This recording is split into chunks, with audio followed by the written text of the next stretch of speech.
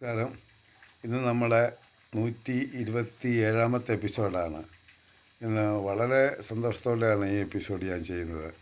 കാരണം പൂർണ്ണമായും ഞാൻ ഇത്ര നാൾ മുമ്പ് ഒരു എപ്പിസോഡ്, അത് 2-2.5 മാസം മുമ്പാണ് മയക്കുമരുന്ന് മാഫിയയെക്കുറിച്ച് ഞാനൊരു എപ്പിസോഡ് ചെയ്തത്.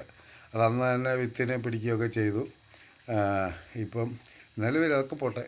ഇപ്പോൾ പ്രസൻറ്റ് സ്റ്റേജിൽ ഞങ്ങളുടെ പഞ്ചായത്തിൽ, ഈ കുമിളി പഞ്ചായത്തിൽ ഒരു തരി മയക്കുമരുന്നോ കഞ്ചാവോ കിട്ടില്ല. അപ്പം കുട്ടികളൊക്കെ, നല്ല കുട്ടികൾ, ഇതിന് തീരെ അഡിക്റ്റ് ആകാത്തവരെല്ലാം അതിൽ നിന്ന് റിമൂവായി. അങ്ങനെ ഒരു പെൺകുട്ടികൾ വരെ ഇത് ഉപയോഗിക്കുന്നത് അറിയാമായിരുന്നു. കൊച്ചു കുട്ടികൾ അതൊക്കെ അറിയുന്നുണ്ടായാലും എൻ്റെ മകൻ്റെ മതി എല്ലാം റിമൂവായി. ഒരു വിഷയങ്ങളുമില്ല. ഭയങ്കരമായിട്ടുള്ളവരൊക്കെ അങ്ങ് പോട്ടെ. അത് രസകരമായ വസ്തുത, എൻ്റെ അമ്മയും പോയി സ്റ്റേഷനിൽ പോയി ചില കാര്യങ്ങൾ പറയുകയും ഒക്കെ ചെയ്തേച്ച് അന്നേരം അത് പിടിക്കപ്പെട്ടു. നമ്മുടെ വീടിൻ്റെ, അമ്മ താമസിക്കുന്ന വീടിൻ്റെ തൊട്ട് താഴെയൊക്കെയാണ്. ഉടനെ ഞാൻ ഏറ്റവും നല്ലവൻ, നന്മയുള്ളവനെന്ന് പറഞ്ഞവൻ പോലീസ് വണ്ടി, എക്സൈസ് വണ്ടി കയറി വന്നപ്പോൾ തന്നെ പറഞ്ഞു കൊടുത്തു, ഇതേ ആൾ വരുന്നുണ്ട്.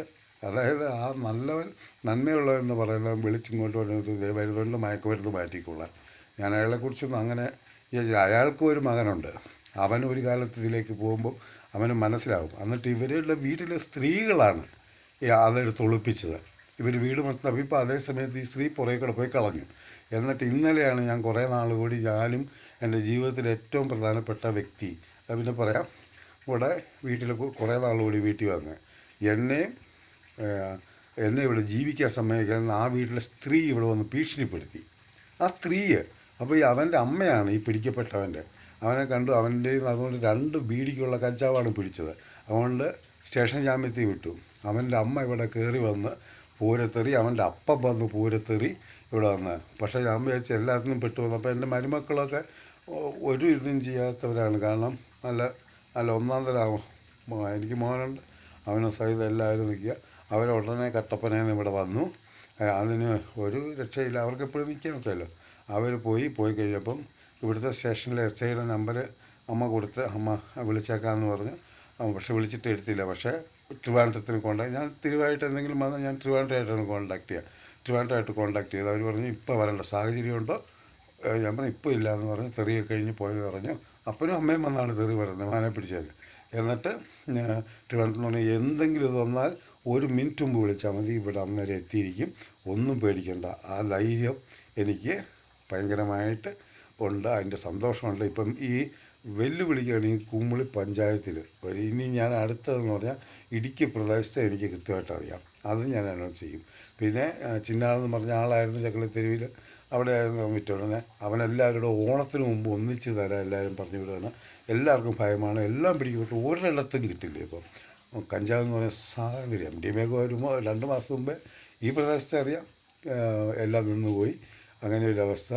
അതിനകത്ത് ചെറിയൊരു പങ്ക് എൻ്റെ അമ്മ കൂടി ഞാൻ ധൈര്യം എടുത്തപ്പം ഓരോ വീട്ടിൽ എങ്ങനെ എടുത്തോ ഇവന്മാരൊക്കെ കൊല്ലും, വഴിയിറങ്ങിയ വെട്ടും, അങ്ങ് കഴുത്തിങ്ങനെ എന്നൊക്കെ ചുമ്മാ പറയുന്ന. നല്ല അടിയാണ് തിരിച്ച് കിട്ടുമെന്ന് പറഞ്ഞാൽ ഒന്നും ചെയ്യാനില്ല. ഞാൻ പറഞ്ഞില്ല, എൻ്റെ ഗ്ലാസ്സിലും എൻ്റെ വാച്ചിനകത്തും എല്ലാം ബട്ടൺസിലും എല്ലാം ക്യാമറയുണ്ട്. മാത്രമല്ല, ഇങ്ങനൊരു ആവശ്യത്തിന് എനിക്ക് സമൂഹത്തെ മനസ്സിലായി. സമൂഹത്തിന് മുമ്പിൽ വെച്ച് എന്നെ ആക്രമിച്ച സമൂഹം മൊത്തം എനിക്കിതറിയാവുന്നതല്ല, എനിക്ക് സപ്പോർട്ട് ചെയ്യുമെന്ന് മനസ്സിലായി.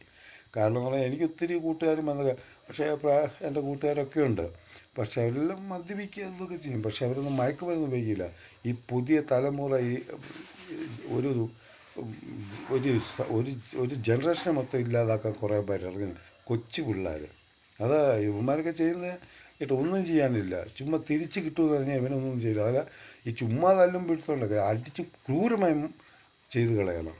ഇപ്പോൾ അതിന് എക്സൈസ് ഡിപ്പാർട്ട്മെൻറ്റും പോലീസും ഫോറസ്റ്റ് ഡിപ്പാർട്ട്മെൻറ്റും വരെ അങ്ങനെ കേൾക്കുന്നതായിട്ട് നന്ദിയുണ്ട്, ഒരുപാട് നന്ദിയുണ്ട്. അവരൊക്കെ കാലത്തോട്ട് വന്നിരിക്കുന്നു. നമസ്കാരം. അടുത്ത എപ്പിസോഡിൽ കാണാം.